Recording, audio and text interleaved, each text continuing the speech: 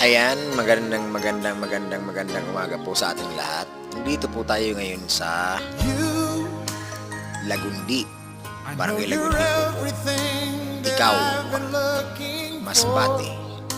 Ayan kung saan napakaganda ng tanawin. Ayan, habang nag-aatay tayo ng pasahero. I look into your eyes and could not ask for more.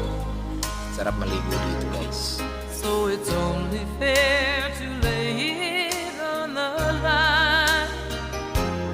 Hold on, I'm gonna need a little time.